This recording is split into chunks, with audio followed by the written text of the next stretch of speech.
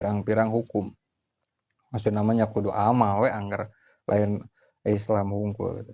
Jadi anu kahiji kewajiban pikeun jalma nu mukallaf teh naon asup kana agama Islam. Alhamdulillah orang mah ti budak keneh kitu nya Islam teh alhamdulillah.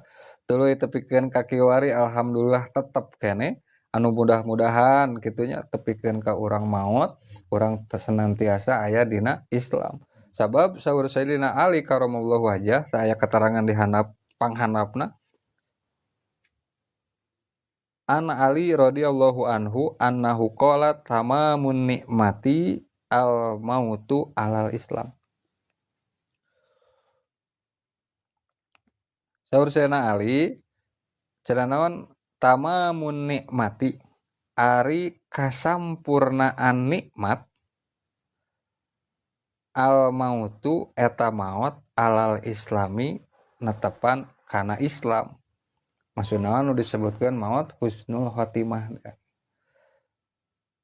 Memang ayeuna boga harta loba gitu nya, awak sehat, segala rupa lancar, eta teh nikmat tapi teu sampurna lamun maot henteu dina kayan Islam saur Sayyidina Ali mah gitu.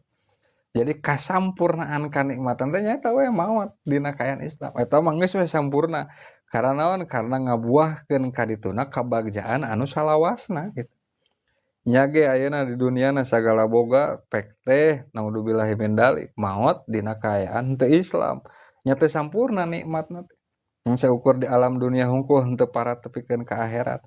Sehingga tetep dina Islam teh eta termasuk kewajiban pikeun sakabeh jalma anu mukallaf. Nah, mudah-mudahan urang sadayana nya kulawargi urang gitu nya, turunan-turunan urang sadayana mudah-mudahan sing ditetepkeun Islamna gitu nya, dugikeun ka engke kangantunkeun gitu. Saur Sayyidina Ali mah tamamun nikmati al mautu alal Islam. Kasampurnaan tina nikmat teh nyata maut dina Islam. Maksudna maut dina kaayaan husnul khotimah.